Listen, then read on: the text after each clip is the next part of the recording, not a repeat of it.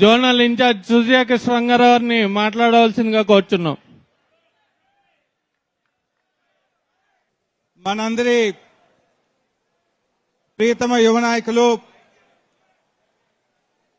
జాతీయ తెలుగుదేశం పార్టీ ప్రధాన కార్యదర్శి భావి నాయకులు నారా లోకేష్ గారికి, వేదిక మీద ఉన్న పెద్దల 50 మందికి, అదేవిధంగా కాకినాడ రూరల్ నియోజకవర్గ నాయకులకు, కార్యకర్తలకి అందరికీ కూడా నా హృదయపూర్వక నమస్కారాలు తెలియజేసుకుంటున్నాను. ముఖ్యంగా నారా లోకేష్ గారు పార్టీకి, పార్టీ కార్యకర్తలకి నేను అత్యధిక ప్రాధాన్యత ఇస్తాను అని ఏదైతే ఆయన ఎప్పుడూ చెప్పుకొస్తున్నారో అది పాటించిన నాయకుడిగా ఈరోజు ఆయన నిరూపించుకుంటున్నారు.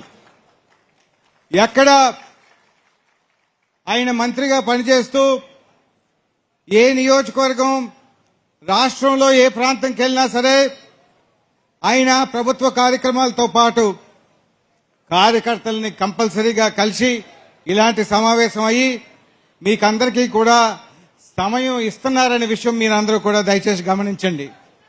అదే కాకుండా పార్టీ కేంద్ర కార్యాలయం ఏదైతే ఉందో మంగళగిరిలోని, దానికి కూడా వారానికి ఒక రోజు పూర్తిగా కేటాయించి మన కార్యకర్తల మనోభావాల్ని కనుక్కొని కార్యకర్తలకి మేలు చేసే ప్రయత్నం మన లోకేష్ గారు చేస్తున్నారనే విషయం మీరందరూ కూడా గుర్తుంచుకోవాలని మిమ్మల్ని అందరినీ కోరుతున్నాను. కాకినాడ రూరల్ నియోజకవర్గం మరి మనందరికీ తెలుసు, మొన్న జరిగిన ఎన్నికల్లోని తెలుగుదేశం పార్టీ అభ్యర్థి లేకపోయినా సరే పొత్తు ధర్మంగా మీరందరూ కూడా మన మిత్ర పార్టీ అయిన జనసేన అభ్యర్థిని అత్యధిక మెజార్టీతో గెలిపించారు.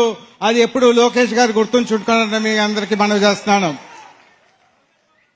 ఈరోజు తెలుగుదేశం పార్టీ ఏదైతే ప్రభుత్వంలో మనం కూటమి ప్రభుత్వంలో ఉన్నామో ఆ కార్యక్రమాలు, అనేక కార్యక్రమాలు గత 5 సంవత్సరాల్లో చేసిన తప్పుల్ని సరిదిద్దుకొని రాష్ట్రాన్ని బాగు చేసే ప్రయత్నం ఏదైతే చేస్తుందో మనం కార్యకర్తలుగా, నాయకులుగా అది సరైన విధానంలో ప్రజలకు తీసుకెళ్లి మన ప్రభుత్వం చేసే మంచి పనులు, మన నాయకులు చేసే మంచి పనులు ప్రజలు మెప్పు పొందేటట్లుగా మనందరం కూడా ప్రవర్తించాలని మిమ్మల్ని అందరినీ కూడా ఈ సందర్భంగా కోరుకుంటూ, మరి మీరందరూ కూడా ఎంతో ఉత్సాహంగా మన నాయకులు లోకేష్ గారి ప్రవచనం వినటానికి మీరందరూ కూడా వచ్చున్నారు. ముందుగా మన పార్లమెంట్ అధ్యక్షులు నవీన్ గారు మాట్లాడాక మన నాయకులు లోకేష్ గారు మాట్లాడతారని మీకు మనవి చేస్తూ నవీన్ గారిని మాట్లాడవలసిందిగా కోరుతున్నాను.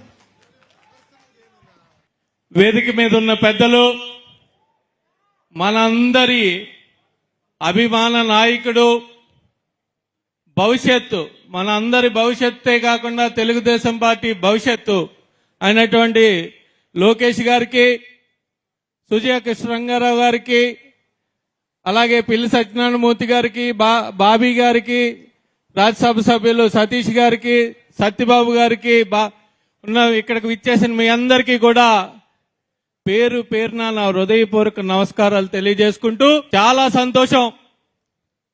ఈరోజు మనం 4, 5, 6 సంవత్సరాల నుంచి చూస్తున్న రోజు ఇది. మనం ఎప్పుడా అని చూస్తున్న రోజు ఇది. తెలుగుదేశం పార్టీయే మనకు ముఖ్యం. రూరల్ నియోజకవర్గంలో జెండాను పట్టుకుని నాయకులతోటి, నాయకత్వంతో సంబంధం లేకుండా ప్రతి ఒక్కరూ కూడా తెలుగుదేశం పార్టీకి అండగా ఉంటామని భరోసాని కల్పించిన నియోజకవర్గం రూరల్ నియోజకవర్గం. ఖచ్చితంగా నేను పిన్ టు పిన్ చూశాను. ముందుగా మనం తెలుగుదేశం పార్టీ గురించి మాట్లాడుకోవాలి. అసలు తెలుగుదేశం పార్టీ అన్నది ఎలా పుట్టింది?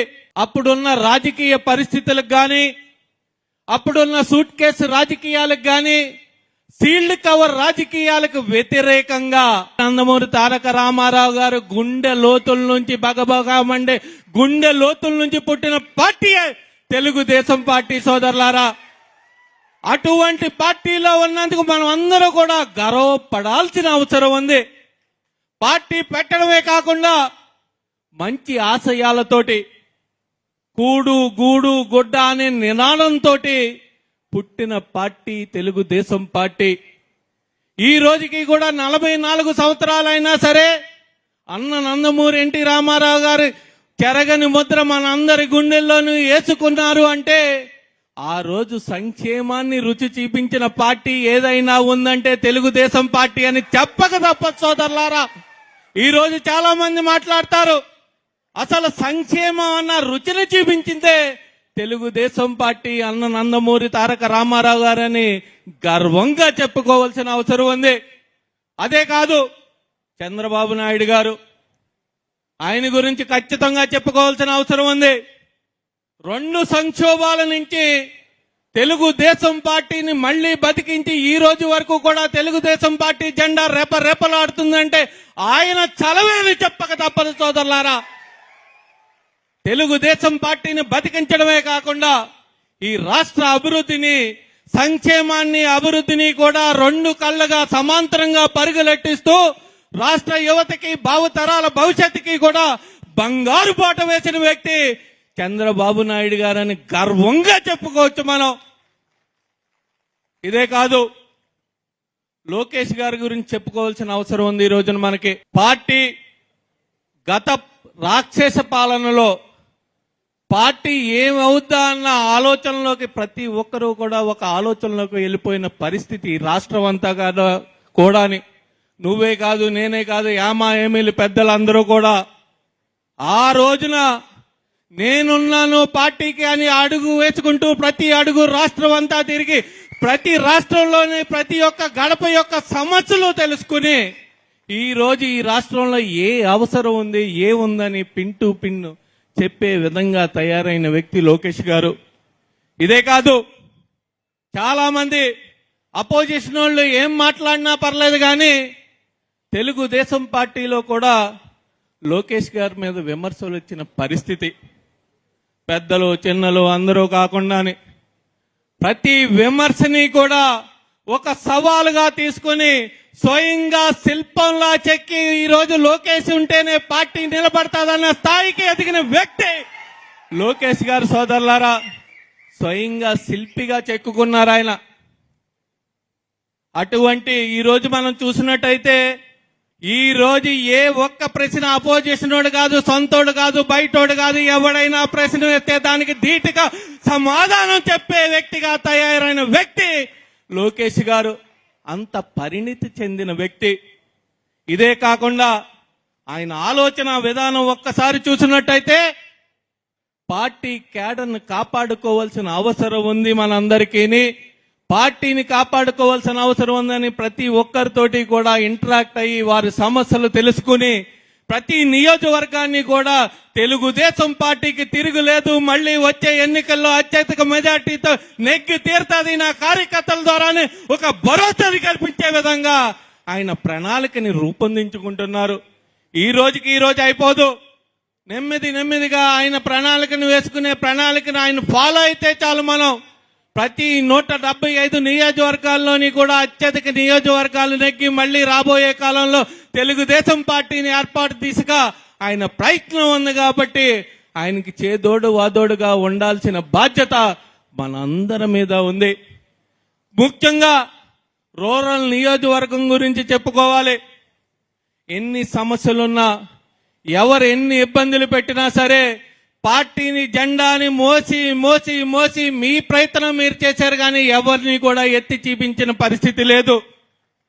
అదే ఆ నమ్మకంతో ఈరోజు లోకేష్ గారు మీ ముందుకు రావడం జరిగింది.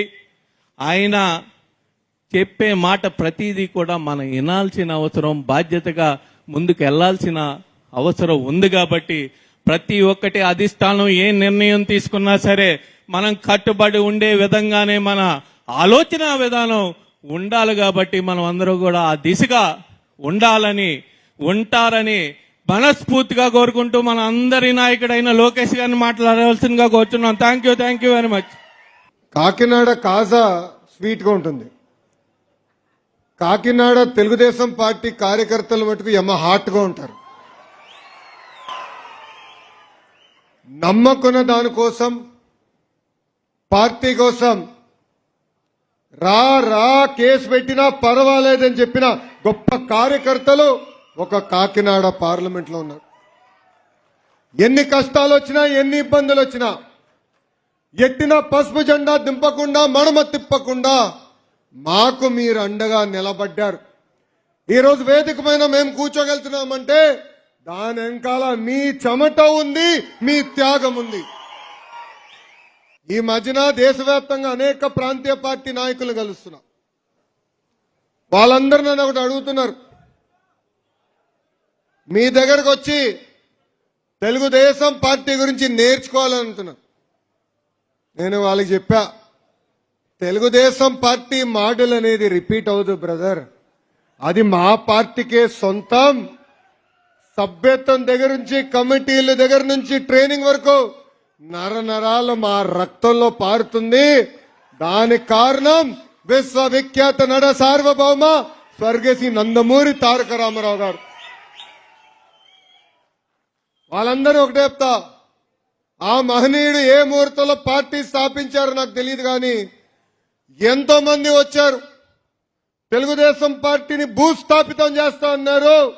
వాళ్ళ పరిస్థితి ఏమైందో మీకే తెలుసు, నాకన్నా ఎక్కువ. మొన్న జరిగిన మహానాడులో మారుతున్న కాలానికి పార్టీ కూడా ఇవ్వాలి పోవాలని నేను చెప్పా.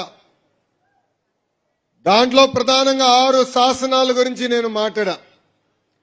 దానిలో నాకు నా గుండెల్లో పెట్టుకునే శాసనం కార్యకర్తలే మా అధినేత అన్న శాసనం. నవీన్ ఈరోజు మాట్లాడుతూ ఒక మాట అన్నాడు, హైకమాండ్ చెప్పింది మనందరం వినాలని. నేను ఏకీభవించట్లేదు ఆ విషయం పైన. ఎందుకంటే మా హైకమాండ్ మా ముందల కూర్చున్న వారు. మీరు చెప్పింది మేము పాటిస్తాం. ఏ నిర్ణయం తీసుకున్నా కూడా మీ అభిప్రాయాలు తెలుసుకున్న తర్వాతనే తెలుగుదేశం పార్టీ ఆ నిర్ణయం తీసుకుంటుంది. మనం అందరూ ఒక పెద్ద కుటుంబం. కుటుంబం అన్నప్పుడు కలిసికట్టుగా ముందలకెళ్ళాలి. కుటుంబంలో కొన్నిసార్లు తగ్గాల్సిన అవసరం కూడా మనకుంటుంది. పార్టీ అంటేనే ఒక కుటుంబం. మనందరం మీకు అనుకూలంగా, మీకు కావాల్సిన నిర్ణయాలు తీసుకునేదానికి మేమున్నాం ఇక్కడ.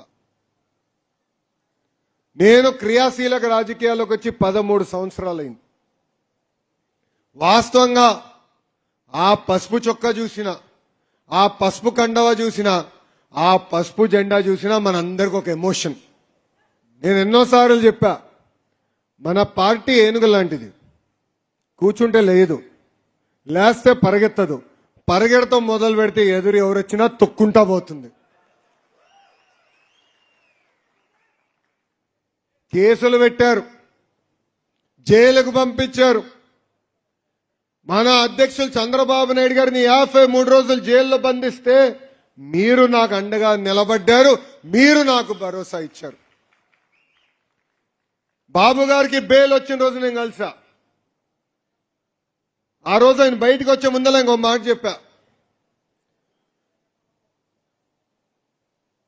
సార్ ఎలాంటి పార్టీ మీరు తయారు చేశారో ఒక్కసారి మీకు చెప్పాలి. 53 రోజులు ఏ కార్యక్రమానికి పిలిపించినా, ఈ ప్రోగ్రాం చేయమనన్నా ఒక్కరు కూడా చర్చించలేదు. ఇచ్చిన పని చేసుకుని వచ్చారు. అందుకే మాకు ఒక ఎమోషన్ ఉంది సార్. అదే ఒక కుటుంబం అంటే. ఈరోజు మీ త్యాగాల వల్లనే 94% సీట్లలో మనం గెలుచుకుంటాం జరిగింది. నేను ఏనాడు ఊహించలేదు 175 స్థానాలకి 164 స్థానాలు మనం గెలుస్తామని. కానీ దాని వెనకాల ఒక కారణం కూడా ఉంది. గత ప్రభుత్వం చేసిన అరాచకాలు మనందరం చూసాం. పుంగనూరు నియోజకవర్గంలో ఒక తాత ఉన్నాడు. తాత పేరు తెలుసా? తెలియనోడు ఎవరున్నాడా? పంచాయత్ ఎన్నికల్లో నామినేషన్ వేయాలనుకున్నప్పుడు వాళ్ళు వచ్చి ఆయన కాగితాలు లాగితే మీసాలు మెలేసి తొడగొట్టి రా రా రా అని ఎదురు దాడి చేశాడే ఆ అంజిరెడ్డి తాతనే మీ లోకేష్ కి స్ఫూర్తి. పల్నాడు నియోజకవర్గంలో పల్నాడులో ఏకంగా ఒక తల్లి ఉంది మంజుల. ఆమె పోలింగ్ బూత్ దగ్గర అండగా నిలబడుతుంది, తెలుగుదేశం పార్టీ కోసం పోరాడుతుందంటే వైకాపా నాయకులు దాడి చేశారు. ఆమెకి రక్తం కారుతున్నా భయపడకుండా కూర్చుని చివరి ఓటు పోలింగ్ అయిన తర్వాతనే తిరిగి హాస్పిటల్కి వెళ్ళింది ఆ తల్లి. ఆ మంజులానే మీ లోకేష్ కి స్ఫూర్తి. తోట చంద్రాని మనం మరవకూడదు. మెడపై కట్టిపెట్టి వాళ్ళ నాయకుడికి జై కొట్టండి, వాళ్ళ పార్టీకి జై కొట్టు, నేను వదిలేస్తానని చెప్తే జై చంద్రబాబు జై తెలుగుదేశం అని ప్రాణాలు కోల్పోయిన తోట చంద్రనే మనందరికీ స్ఫూర్తిగా నిలబడుతున్నారు. అందుకే తోట చంద్ర కొడుక్కి ప్రభుత్వ ఉద్యోగం ఇవ్వాలని నేను పట్టుబట్టా. కేబినెట్ లో క్లియర్ చేశాం, చట్టం కూడా చేశాం, అసెంబ్లీలో పాస్ అయింది. కౌన్సిల్కి వస్తే వాళ్ళు అడ్డు తిరిగారు. ఆనాడే చెప్పా, తోట చంద్ర విషయంలో అడ్డు రావద్దండి. వీడియో ఎవిడెన్స్ కూడా ఉంది. దీని వెనకాల ఒక కారణం ఉంది. ఎవరైతే మా కార్యకర్తలు చంపుతారో వాళ్ళ ఒక ఆలోచన ఉంది, ఆ పెద్దాన్ని చంపితే ఆ కుటుంబం బలీన పడుతుందని. అందుకే అలాంటి కుటుంబంలో ఒక ప్రభుత్వ ఉద్యోగం ఇస్తే రేపు మన వైపు చూసేదానికి ఎవరో ఒకరు భయపడతారు. అందుకే చట్టం తీసుకొచ్చాం.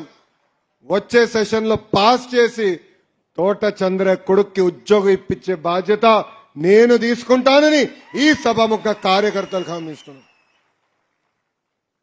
మన ప్రభుత్వం ఏర్పడి 18 నెలలైంది. ఎన్ని ఆర్థిక కష్టాలున్నా ఇచ్చిన హామీ ఒక పద్ధతి ప్రకారం మనం నిలబెట్టుకుంటూ వెళ్తున్నాం. మీ అందరు తెలుసు, గత పాలకులు 1000 రూపాయలు పెన్షన్ పెంచడానికి 5 సంవత్సరాలు తీసుకున్నారు. అదే ప్రజాప్రభుత్వ అధికారంలోకి వచ్చిన తొలి రోజు నుంచే మనం 4000 రూపాయలు పెన్షన్ అందజేశాం. వికలాంగులకి 6000 రూపాయలు పెన్షన్ ఇస్తున్నాం. కార్యకర్తలందరూ ఒక్కసారి ఆలోచించుకోవాలి. భారతదేశంలో ఏ రాష్ట్రం 4000 రూపాయలు పెన్షన్ ఇవ్వట్లా. ధనిక రాష్ట్రాలు ఉన్నాయి, కర్ణాటక ఉంది, తమిళనాడు ఉంది, ఒరిస్సా లాంటి రాష్ట్రాలు ఉన్నాయి, మిగతా బడ్జెట్ రాష్ట్రాలు ఉన్నాయి. కానీ ఎక్కడా 4000 రూపాయలు పెన్షన్ ఇవ్వట్లేదు. అంతేకాదు, తల్లికి వందనం మనం హామీ ఇచ్చాం. మనందరం కలిసికట్టుగా డోర్ టు డోర్ తిరిగి హామీ ఇచ్చాం. ఇంట్లో ఎంతమంది పిల్లలుంటే అంతమంది పిల్లలకి తల్లికి వందనం ఇస్తామన్నాం. ఇచ్చి చూపించింది మనమే. ఒక సైకో ఉన్నాడు, ప్రెస్ మీట్ పెట్టాడు. నిమ్మల రామానాయుడు గారిని ఎగతాళి చేస్తూ మాట్లాడారు. చూసారా? ఎగతాళి చేస్తూ మాట్లాడారు. అందుకే ఎవరు నిమ్మల రామానాయుడు గారి జోలికి వెళ్ళకూడదబ్బా. దాని తర్వాత దీపం పథకం ద్వారా ఈరోజు మనం ఉచిత గ్యాస్ అందజేస్తున్నాం. అన్నదాత సుఖీభవ కింద ఇప్పటికీ 2 విడతలు మనం రైతుల అకౌంట్లో డబ్బులు వేసాం.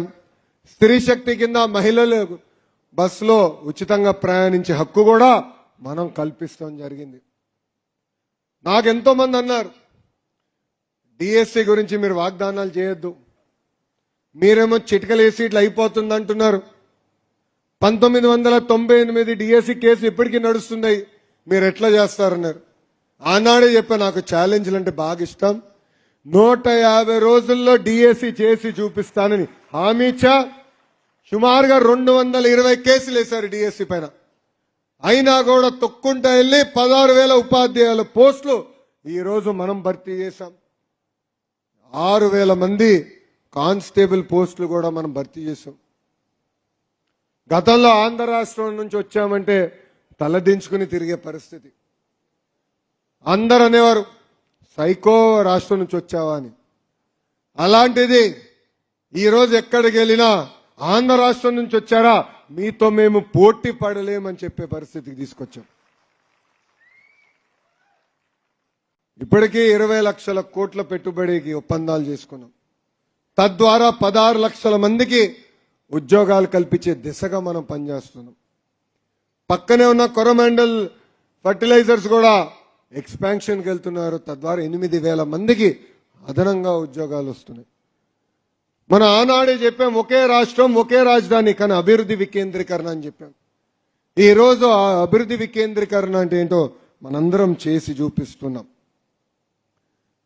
నేను కూడా నిర్ణయం తీసుకున్నా, ఎప్పుడు వచ్చినా ఏ ప్రభుత్వ కార్యక్రమం చేసాక వచ్చినా తప్పనిసరిగా ఆ నియోజకవర్గంలో ఉన్న కార్యకర్తల్ని నేను కలుస్తా.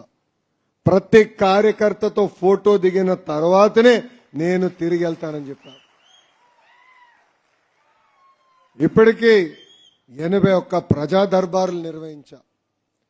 ఒక పక్కన ప్రజలు ఎదుర్కొంటున్న సమస్యలేంటో తెలుసుకుంటున్నా, కార్యకర్తలు ఏమైనా ఇబ్బందులు పడుతుంటే అది కూడా నేను తెలుసుకుంటాం జరుగుతుంది. ఇంకా తూర్పు గోదావరి జిల్లా అన్నా తెలుగుదేశం పార్టీ అన్న ఆ బంధమే వేరు. మన ఎన్నికల్లో చూసాం, 19 స్థానాలకి 19 స్థానాలు మీరు మమ్మల్ని గెలిపిస్తాం కూడా జరిగింది. ఒక స్వీప్ ఏంటో మీరు చూపించారు. గెలుస్తామే కాదు, ఆ మెజారిటీలు చూస్తే అందరి దిమ్మ తిరిగిపోయింది. మనందరం అనుకున్నాం గత రాక్షస పాలన ప్రజలు గుర్తిస్తారా లేదా అని. ప్రజలు అన్నీ చూశారు. అందుకే గట్టిగా దెబ్బ కొట్టి ఆ టీమ్ 11 అంటే తెలుసా, అర్థమైందా రాజా? ఆ టీమ్ 11 ఏకంగా శాసన సభకు కూడా రాకుండా చేశారు ఆంధ్ర రాష్ట్ర ప్రజలు. మొన్నే గౌరవ ముఖ్యమంత్రి గారు వచ్చి మన దగ్గర గ్రీన్ అమోనియా ప్లాంట్ కూడా శంకుస్థాపన చేశారు. అది ప్రపంచంలోనే అతిపెద్ద ప్లాంట్. ఆ ప్లాంట్ ద్వారా సుమారుగా ఇంకొక 8,000 మందికి ఉద్యోగాలు రాబోతున్నాయి. అంటే ఒక యుద్ధ ప్రాతిపదికంగా సంక్షేమం అభివృద్ధి మనం చేసుకుంటూ వెళ్తున్నాం. కానీ ఇక్కడ ఒక విషయం, కార్యకర్తలు మనందరం అప్రమత్తంగా ఉండాలి. ఏదో పని చేసేస్తున్నాం అని కాదు, ప్రజల్లో చైతన్యం తీసుకురాలి. ప్రతిపక్షం చేస్తున్న డ్రామాలు కూడా చెప్పాలి. ఎందుకంటే కోడి కత్తి డ్రామా చూసాం. వాళ్ళ కార్యకర్తకే వీళ్ళు కోడి కత్తిస్తారు, అతని లోపల తీసుకొస్తాడు.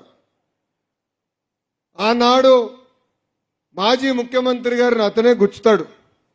ఏదో అయిపోయిందని వెళ్ళి ఢమాలని హైదరాబాద్కి ప్లేన్లు వెళ్తాడు. హైదరాబాద్లో ఒక హాస్పిటల్ అటా పడిపోతాడు. ఆయన ప్రపంచం మొత్తాన్ని చూపిస్తాడు, చూడు నన్ను చంపేదానికి ప్రయత్నించారు. చేసింది ఎవరు? వైకాపా కార్యకర్త. చేపించింది ఎవరు? వైకాపా వాళ్ళు. దాని తర్వాత బాబాయ్ హత్య. ఎక్కడ బాబాయ్ ఎంపీ సీట్కి అడ్డుపడతాడని ఏకంగా బాబాయ్నే లేపేశారు. ఫస్ట్ ఏమన్నారు? గుండుపోటు అన్నారు. దాని తర్వాత గొడ్డల పోటు అని తెలిసిపోయింది. గత ప్రభుత్వంలో సిబిఐ వచ్చారు అరెస్ట్ చేసినాక. వాళ్ళు దొంగల్లాగా పారిపోయి కర్నూలు హాస్పిటల్లో దూరి పడుకున్నారు. ఆయనకు ఆరోగ్యం బాగాలేదంట. ఎక్కడ సిబిఐలో వచ్చి పట్టుకెళ్తారని హాస్పిటల్లో పడుకునే రోజులు మనందరం చూసాం. దాని తర్వాత కరెక్ట్గా ఎన్నికల ముందర గులకరాయి డ్రామా. అది స్పెషల్ గులకరాయి అండి. నేను చెప్పాలి, కార్టూన్లో చూస్తాం, మన పిల్లలు చూస్తారు చూడు కార్టూన్స్. అక్కడ ఇట్లాంటి రాళ్ళు ఉంటాయి, ఇక్కడ కొడుతుంది, మళ్ళీ తిరిగి ఇటు వచ్చి ఇటు కొడుతుంది, మళ్ళీ పక్కనున్న వెల్లంపల్లికి ఇదే కన్ను కొడుతుంది. అంటే 4 తల్లిగా వెళ్ళింది ఆ గులకరాయి. స్పెషల్ గులకరాయి. అది కూడా ఎంత డ్రామానో చూడండి. ఆ రోజు కానీ మనం బయటకు వచ్చి అరే బాబు ఇది ఒక డ్రామా, కోడి కత్తి బాబాయ్ హత్యలు ఎలా ఉందో ఇది ఒక డ్రామా అని ఆనాడు చెప్పుకుంటూ ఉంటే మనం మళ్ళీ సింపతి తీసుకునే ప్రయత్నించాడు. ఏదో మనం కొట్టించాం, మనమే రాయి ఇచ్చామని చెప్పే పరిస్థితి తీసుకొచ్చేవారు వీళ్ళు. కల్తీ మద్యంలో వీలే, చివరికి కల్తీ నెయ్యి కూడా వీలే. అదొక కల్తీ పార్టీ. పై నుంచి కింద వరకు అంతా కల్తీ నాయలే ఉంటారు అక్కడ. అలా ఉంది వాళ్ళ పరిస్థితి. ఈరోజు వాళ్ళందరూ దేవుడి ప్రసాదం గురించి మాట్లాడుతున్నారు, మన పైన ఆరోపణలు చేస్తున్నారు. ఇక్కడున్న కార్యకర్తలు అందరికీ ఒక విషయం చెప్పాలనుకున్నా. నేను టీటీడీ లడ్డు విషయంలో రాజకీయం చేయదలుచుకోవాలి, కానీ మీ ముందల వాస్తవాలు పెట్టాలనుకుంటున్నా. 2019 వరకు నెయ్యి ఎప్పుడు తీసుకున్న లడ్డు కోసం అద్భుతమైన టెస్టింగ్ చేసేవాళ్ళం, ఒక పద్ధతి ప్రకారం వెళ్ళేవాళ్ళం. కర్ణాటకలో ఉంది కేఎంఎఫ్ అని, Karnataka milk federation cooperative dairy. వాళ్ళ దగ్గర నుంచే మనం ఎక్కువ శాతం నెయ్యి కొనేవారు. ఎంత రేట్ అయినా మంచి నెయ్యి ఇస్తారని వాళ్ళ దగ్గర కొనేవాళ్ళం. వీళ్ళ అధికారంలోకి వచ్చారు 2019లో. వచ్చి అన్ని మార్చేశారు, టెండర్ షరతులు మార్చేశారు. ఏకంగా చిన్న కంపెనీలకు ఇచ్చేదానికి వాళ్ళు టెండర్లు చేశారు. దాని తర్వాత 2022లో శాంపిల్ తీసుకుని టెస్ట్ చేస్తే శాంపిల్ ఫెయిల్ అయింది. ఆ రిపోర్ట్ బయటికి రాకుండా తొక్కారు. మనందరం ప్రతిపక్షంలో ఉన్నప్పుడు చర్చించాం, అదేంటి నాణ్యత తగ్గినట్టుంది లడ్డూలోని. ఎంతమంది సోషల్ మీడియాలో పెట్టారు, వీడియోలు పెట్టారు. అందుకే మన ప్రభుత్వ అధికారంలోకి వచ్చిన వెంటనే గౌరవ ముఖ్యమంత్రి చంద్రబాబు నాయుడు గారు టీటీడీకి ఇమీడియట్ గా నెయ్యిలో ఏదో తేడా ఉన్నట్టుంది, శాంపిల్స్ తీసుకోండి, పంపించి టెస్ట్ చేయించండి అని చెప్పారు. టీటీడీ అధికారులు శాంపిల్ తీసుకుని కేంద్ర ప్రభుత్వం ఏర్పాటు చేసిన కోఆపరేటివ్ ఎన్డీడీబీ కాఫ్ కి శాంపిల్స్ పంపించారు. దాంట్లో చాలా స్పష్టంగా యానిమల్ ఫ్యాట్ ఉంది, వెజిటేబుల్ ఆయిల్ ఉందని చెప్తాం జరిగింది. అది మొన్న వచ్చిన చార్జ్ షీట్ పేజ్ నంబర్ 35లో చాలా స్పష్టంగా సిబిఐ వాళ్ళు కూడా చెప్పారు. ఇది మీకు ఎందుకు చెప్తున్నానంటే ఇప్పుడు కొత్త డ్రామా మొదలుపెట్టారు. టీటీడీ లడ్డును కూడా వదిలిపెట్టట్లేదు, దేవుడి లడ్డు పైన డ్రామా మొదలుపెట్టారు. అందుకే మనందరం అప్రమత్తంగా ఉండాలి. ఇంకా చాలా డ్రామాలు చేస్తాడండి. వాస్తవంగా జగన్ గారు సినిమాల్లోకి వెళ్లాల్సిందే. ఆయనకు ఆస్కర్ కాదు కదా, భాస్కర్ అవార్డు ఇచ్చిండే వాళ్ళందరం కలిసి. అంత అద్భుతంగా నటిస్తాడు. వాళ్ళే తప్పులు చేస్తారు, వాళ్ళే కల్తీ నెయ్యి సప్లై చేస్తారు, తిప్పి మన్ అంటారు. అదేంటో నాకే అర్థం అవుతుంది. కోడి కత్తి మన పైన చెప్పారు. బాబాయిని చంపినప్పుడు హాఫ్ పేజ్, మొత్తం పేజ్లో హాఫ్ లో ఆయన వేసుకునే ప్యాంటు షూస్ చూపించి చేతిలో కత్తి పెట్టి ఏకంగా నారాసుడ రక్త చరిత్ర అన్నారు. ఇప్పుడు దాని గురించి చర్చ. గుల్కరాయ్ అట్లనే చెప్పారు. ఈరోజు లడ్డు విషయంలో కూడా మన పైన నెపం వేస్తున్నారు. అందుకే నేను మిమ్మల్ని అందరినీ కోరేది, మనం అప్రమత్తంగా ఉండాలి. మన చేస్తున్న సంక్షేమ అభివృద్ధి కార్యక్రమాలతో పాటు మనందరం రాజకీయాల్లో ఉన్నాం, ప్రజల్లో చైతన్యం తీసుకురావాలి, ప్రజల దగ్గరికి వెళ్ళాలి, ప్రజలకి వాస్తవాలు చెప్పాలని ఈ సభాముఖం మిమ్మల్ని అందరినీ నేను కోరుతాం జరుగుతుంది. మొన్న జరిగిన ఎన్నికల్లో 3 పార్టీలు కలిసి పోటీ చేసినాయి. ఒకటి తెలుగుదేశం పార్టీ, రెండోది జనసేన పార్టీ, మూడోది భారతీయ జనతా పార్టీ. నేను ఎన్ని రాష్ట్రాలకు వెళ్ళినా, ఎన్ని దేశాలకు వెళ్ళినా వాళ్ళందరూ ఒకటే చెప్తున్నా, వేరే రాష్ట్రాల్లో డబుల్ ఇంజిన్ సర్కారులు ఉన్నాయి, కానీ ఆంధ్ర రాష్ట్రంలోనే డబుల్ ఇంజిన్ బుల్లెట్ ట్రైన్ సర్కారు ఉందని. కేంద్రంలో ప్రధానమంత్రి నరేంద్ర మోడీ గారు, రాష్ట్రంలో మన నాయకుడు చంద్రబాబు నాయుడు గారు అహర్నిశలు రాష్ట్ర అభివృద్ధి కోసం కష్టపడుతున్నారు. మనం డబుల్ ఇంజిన్ సర్కారులో ఉన్నాం కనుకనే విశాఖ ఉక్కుని కాపాడుకున్నాం, విశాఖ రైల్వే జోన్ ఏర్పాటు చేసుకున్నాం, బీపీసీఎల్ కొత్త రిఫైనరీ పెడుతున్నారు. విభజన చట్టంలో ఏదైతే హామీలు ఉన్నాయో అవన్నీ ఒక పద్ధతి ప్రకారం మనం నిలబెట్టుకుని ముందరికెళ్తున్నాం. ఇది మనందరం గుర్తుపెట్టుకోవాలి. పవన్ అన్న కూడా పదే పదే చెప్తున్నారు, 1 టర్మ్ కాదు, 2 టర్మ్లు కాదు, 3 టర్మ్లు కలిసికట్టుగా మనం పోటీ చేయాలి. 3 టర్మ్లు మనమే ప్రభుత్వం ఏర్పాటు చేయాలి. అప్పుడే దారి తప్పిన రాష్ట్రాన్ని సరైన దారిలో మనం పట్టుకెళ్తాం. గుజరాత్ లో చూడండి, కంటిన్యూస్ గా ఒకే ప్రభుత్వం వస్తుంది. అదేవిధంగా మొన్నటి వరకు ఒరిస్సాలో కూడా ఒకే ప్రభుత్వం వచ్చింది. ఆ రాష్ట్రాలు చూడండి ఎంత ముందరికెళ్ళినాం, ఎంత అభివృద్ధి చెందినాం. ఇది మనం ప్రజలకి చెప్పాలి. ఆ బాధ్యత మనందరి పైన ఉంది, ప్రత్యేకంగా కార్యకర్తల పైన ఉందని ఈ సభాముఖం తెలుపుతున్నాం. ఆ సైకో పార్టీ గురించి మీకు తెలుసు. వాళ్ళే దొంగ ఫేస్బుక్ పేజీలు పెడతారు, నా ఫోటో పెడతారు, మీ ఫోటో పెడతారు. అది వాడి వాళ్ళు జనసేన వాళ్ళని తిడతారు, లేదంటే భారతీయ జనతా పార్టీ వాళ్ళని తిడతారు. వాళ్ళ పేరు పైన ఫేస్బుక్ పేజీలు పెట్టి మన్ని తిడతారు. అది చూసి మీరందరూ కంగారు పడతారు, అదేంటి మన తిడుతున్నారు మనం కూడా తిడతామని. వాళ్ళు ఏంటంటే మనకి విడాకులు తీసుకురావాలి, మన మధ్యలో చిచ్చు పెట్టాలని వాళ్ళు ప్రయత్నిస్తున్నారు. నేను చాలా స్పష్టంగా అనేక సార్లు చెప్పా, మళ్ళీ చెప్తున్నా, 3 పార్టీలు కలిసికట్టుగానే పోటీ చేస్తాయి, కలిసికట్టుగానే రాష్ట్రాన్ని అభివృద్ధి చేస్తాయి, కలిసికట్టుగానే ఈ రాష్ట్రాన్ని ముందలు తీసుకెళ్తాయి. మాకు ఎలాంటి విభేదాలు లేవు. ఎందుకంటే మా ఎజెండా ఒకటే, రాష్ట్ర అభివృద్ధి. మా ఎజెండా ఒకటే, భారతదేశం అభివృద్ధి చెందాలంటే ఆంధ్ర రాష్ట్రం కీలకమైన పాత్ర వహిస్తుంది. అందుకే ఈ కలేక ముందరికెళ్తాం, కలిసికట్టుగా పనిచేస్తాం. దానికి మనందరం కూడా సహకరించాలని ఈ సభాముఖం మీకు తెలుపుతున్నా. ఇక్కడ మండల పార్టీ అధ్యక్షులు ఉన్నారా? మండల పార్టీ అధ్యక్షులు ఇంకా మన కమిటీలో పార్లమెంట్ కమిటీలో ఉన్నారా? మన పార్లమెంట్ కమిటీలో ఉన్నవారు ఉన్నారా? చేతుల పైకెత్తండి. పార్లమెంట్ కమిటీలో ఉన్నవారు మొన్న ట్రైనింగ్కి వచ్చారు. అందరు వచ్చారా? ఎవరిని ఎగ్గొట్టారా? వచ్చారా? మీరు చూశారు ట్రైనింగ్ ఎట్ట చేస్తున్నాము. ఒక పద్ధతి ప్రకారం పార్టీని సరైన దారిలో పెట్టాలనుకున్నాం. 20 సంవత్సరాల క్రితం ట్రైనింగ్లు చేసేవాళ్ళం, దాని తర్వాత మర్చిపోయాం. పార్లమెంట్ కమిటీలో సుమారుగా 83% మంది కొత్త వారు వచ్చారు. సీనియర్లు కూడా చాలా స్పష్టంగా చెప్తున్నారు, కుర్రోల్ని ప్రోత్సహించాలి, ముందలు తీసుకెళ్ళాలి. ఇప్పుడు మన పైన బాధ్యత ఉంది, నేర్చుకోవాలి. అన్నీ నాకు తెలిసిన అహంకారం మనకొద్దు, నేర్చుకుందాం. పార్టీ ఏ కార్యక్రమం ఇచ్చినా తూచా తప్పకుండా మనం అమలు చేయాలి. మన పార్టీ స్థాపించిన దగ్గర నుంచి ఒక జబ్బు ఉందండి. ఏంటా జబ్బు? అలక. కోవిడ్ కన్నా ప్రమాదమైన జబ్బు ఇది. ఎందుకు చెప్తున్నానంటే కోవిడ్కి కనీసం కోవాక్సిన్ ఉంది స్వామి, అలక్కకి ఇంకా వ్యాక్సిన్ ఎతకాలి. ఏమో ఆ వ్యాక్సిన్ నేనేమో. ఎందుకంటే మీటింగ్లో చెప్తున్నా, ఎవరిని అలిగింట్లో పడుకుంటే కర్ర పట్టుకుని వస్తాను నేనే అని. అరే ఇది మన పార్టీ, మనం అనుకునే అన్ని అవ్వకపోవచ్చు, చర్చించాలి, 4 గోడల మధ్యలో కూర్చోవాలి, మాట్లాడుకోవాలి. అవ్వదు. ఏం పార్లమెంట్ పార్టీ అధ్యక్షుడు ఏం చేస్తున్నాడు? కూర్చోవాలి. మా జోనల్ కోఆర్డినేటర్ ఏం చేస్తున్నారు? మీరు వెళ్ళి పోరాడాలి, నిలదీయాలి.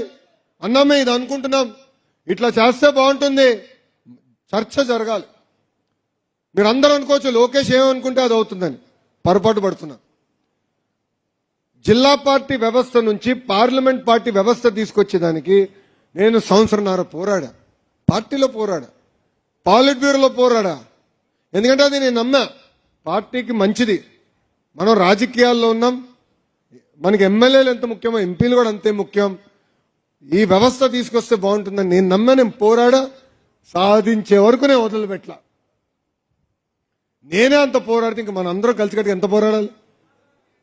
ఇది మన పార్టీ, అలిగేదానికి లేదు. ఇప్పుడు బాధ ఉండొచ్చు, ఆవేదన ఉండొచ్చు, చెప్పుకోవాలి, మాట్లాడాలి. దానికి ఒక వ్యవస్థ అనేది ఒక పార్టీ ఉంది. ఈ భూమి పైన మనం శాశ్వతం కాదు, కానీ తెలుగుదేశం పార్టీ అనే శాశ్వతం అని మనందరం గుర్తుపెట్టుకోవాలి. కార్యకర్తలందరూ ఒక విషయం ఆలోచించండి. నేను ఒక జాతీయ ప్రధాన కార్యదర్శిగా పార్టీలో పనిచేస్తున్నా, కానీ నేను ఎప్పుడు కోరుకునేది పార్టీ అనేది ఒక వ్యవస్థ. లోకేష్ పైన ఆధారపడి ఉండకూడదు ఈ పార్టీ. అన్నగారు ఏ ఆశయాలతో అయితే పార్టీ స్థాపించారో అది కార్యకర్తలే నడిపిస్తూ ముందలు తీసుకెళ్లాలని కోరుతూనే ఉన్నా. ఇది మనందరం గుర్తుపెట్టుకోవాలి. పార్టీ అనేది ఒక వ్యవస్థ, కలిసికట్టుగా మనం పనిచేయాలి, కలిసికట్టుగా ముందరికెళ్ళాలి. ఎస్, కొన్ని ప్రత్యేక పరిస్థితులు మన నియోజకవర్గంలో ఉన్నాయి, కాదని నేను అనట్లేదు. కానీ నేను ఇక్కడున్న కార్యకర్తలు అందరికీ ఒక విషయం చెప్తున్నా. నేను రేపే ఒక టీముని పంపిస్తాను. వాళ్ళ ఆధ్వర్యంలో మీరు గ్రామ స్థాయి నుంచి కమిటీలు ముందల వేసుకోవాలి. మళ్ళీ చెప్తున్నా, పార్టీ అనేది ఒక వ్యక్తి పైన ఆధారపడి ఉండదు. మీరు మాకు ఈ వ్యక్తిని ఇవ్వండి, ఆ వ్యక్తిని ఇస్తే పని చేస్తాం అంటే కుదరదు. నేను I want be very clear. Party ఒక టీం వేస్తుంది, అబ్జర్వర్లు పంపిస్తాం, గ్రామ స్థాయి నుంచి కమిటీలు వేసుకుని మన పని మనం ముందలు చేయాలి. తర్వాత పార్టీ మీ అందరితో సంప్రదింపులు చేసిన తర్వాతనే నిర్ణయం తీసుకుంటుంది. సమర్థవంతమైన నాయకత్వం నియోజకవర్గం అందిస్తామని ఈ సభాముఖంగా కార్యకర్తలందరికీ నేను తెలియజేస్తున్నా. పార్లమెంట్ పార్టీ అధ్యక్షులు కూడా చెప్తున్నా, జోనల్ కోఆర్డినేటర్ గారు కూడా చెప్తున్నా, కరెక్ట్ గా 10 రోజులు టైం ఇస్తున్నా. ఈ రోజు నేను అమరావతికి వెళ్ళిన వెంటనే కమిటీ మేము నియమిస్తాం, కమిటీ వస్తుంది. ఆ కమిటీ కూర్చుని ప్రతి వార్డ్ ప్రతి గ్రామం తిరిగి కంపల్సరీ కమిటీలు పూర్తి చేయాలని, మీ ఇద్దరు నాయకత్వంలో పూర్తి చేయాలని ఈ సభాముఖంగా వాళ్ళకి నేను ఒక మాటలో చెప్పాలంటే ఆదేశాలు జారీ చేస్తున్నాం. గ్రూప్ రాజకీయాలకి దూరంగా ఉండండి. మీకు మంచిది కాదు, నాకు మంచిది కాదు. మీరు దయచేసి ఒక విషయం గమనించండి. చంద్రబాబు నాయుడు గారి చుట్టూ ఈరోజు కోటరీ లేదు, గమనించారా? కోటరీ లేదు. ఎందుకంటున్నానంటే ఆయనకి వాట్సాప్ ఉంది. నేను ఒక తప్పు చేసినా ఎవరో ఒకరు ఆయనకు వాట్సాప్ పెడతారు, ఆయన తెలుసుకుంటున్నారు. అట్లనే నాకు కూడా మీరు వాట్సాప్ పెడుతున్నారు. రోజు 3 గంటలండి నాకు వాట్సాప్లో మెసేజ్లను చదువుకునేదానికి 3 గంటలు పడుతుంది. కానీ నాకు ఎప్పుడు ఫీలింగ్ లేదు. వాస్తవాలు తెలుసుకునేందుకు ఒక మార్గం అది, కార్యకర్తల మనోభావాలు తెలుసుకునేదానికి నాకు డైరెక్ట్గా తెలుసుకునేందుకు ఒక అవకాశం అది. అందుకే కలిసికట్టుగా పనిచేద్దాం, గ్రూప్ రాజకీయాలు వద్దని ఈ సభాముఖం మీ అందరికి నేను తెలియజేస్తున్నా. కమిటీలు పూర్తయిన తర్వాత మై టీడీపీ యాప్ డౌన్లోడ్ చేసుకోవాలి. నేను సీనియర్ని, నేను జూనియర్ని నాకు చెప్తాం కాదండి. నేను అందరినీ గౌరవిస్తా, ఇద్దరిని సమానం గౌరవిస్తా. వేదికమైన ఉన్న పెద్దలకు తెలుసు, వేదిక ముందలున్న పెద్దలు తెలుసు, అందరిని గౌరవిస్తా. కానీ పనిచేసే వాళ్ళని నేను ప్రోత్సహిస్తా. మీరు నా చుట్టూ తిరుగుతామో, లోకేష్ చుట్టూ తిరిగినా, లేదా నవీన్ చుట్టూ తిరిగితే, లేదా సుజయ్ గారి చుట్టూ తిరిగితే పదవులు వస్తాయనుకుంటే చాలా పొరపాటు. ప్రజల చుట్టూ తిరగండి, మిమ్మల్ని ఎత్తుకుంటా మేము వస్తామని ఈ సభాముఖంగా తెలియజేస్తాం. కొంతమందికి బాధ ఉండొచ్చు, మాకు ఇంకా నామినేటెడ్ పదవులు రాలేదని. కానీ ఒక విషయం గుర్తుపెట్టుకోండి, ఇచ్చిన పదవులు ఒక్కసారి చూడండి. కష్టపడిన వాళ్ళని జల్లుడు బట్టి ఇస్తున్నాం. 1-2 పొరపాట్లు జరిగినా అది తెలుసుకుంటే సరిదిద్దాం. మేము కూడా మనుషులమే. 10 నిర్ణయాలు తీసుకుంటాం, 3 తప్పవుతాయి స్వామి. కానీ ఆ 3 నిర్ణయాలు సరిదిద్దుకునేదానికి మీ లోకేష్ సిద్ధంగా ఉన్నారు. తప్పుడు నిర్ణయం తీసుకుంటే తెలియజేయాల్సిన బాధ్యత కూడా కార్యకర్తలు పైన ఉందని ఈ సభాముఖంగా తెలియజేసుకుంటున్నా. మై టీడీపీ యాప్ని డౌన్లోడ్ చేయండి. ఏ కార్యక్రమం ఉన్నా మై టీడీపీ యాప్ ద్వారా మీకు తెలియజేస్తాం. చేసి ఫోటోల కోసం కాదండి, చేసే కార్యక్రమం తూచా తప్పకుండా చేద్దాం, ఒక స్పిరిట్తో చేద్దాం. జాతీయ ప్రధాన కార్యదర్శి నేను అయిన తర్వాత సభ్యత్వం చేయమని ఎవరు చెప్పలేదు నాకు. చాలా మంది చేయొద్దన్నారు. చాలా కష్టమైన పని, ఎంతోమంది ప్రయత్నించారు, నీకెందుకు అన్నారు. చేశాం. 2014 నుంచి చేస్తూనే వచ్చాం. ట్రైనింగ్ 2 దశాబ్దాల తర్వాత మళ్ళీ తిరిగి ప్రారంభించుకున్నాం. ప్రతిపక్షంలో కాదు, అధికారంలో చేస్తున్నాం. ఎంత పని ఒత్తిడున్నా వారానికి 1 రోజు ఫుల్ నేను పార్టీ ఆఫీస్కి వెళ్తున్నా. గౌరవ ముఖ్యమంత్రి చంద్రబాబు నాయుడు గారు 1 రోజు వెళ్తున్నారు పార్టీ ఆఫీస్కి. ప్రతిరోజు ఒక మంత్రి గారు కంపల్సరీ పార్టీ ఆఫీస్కి వస్తున్నారు.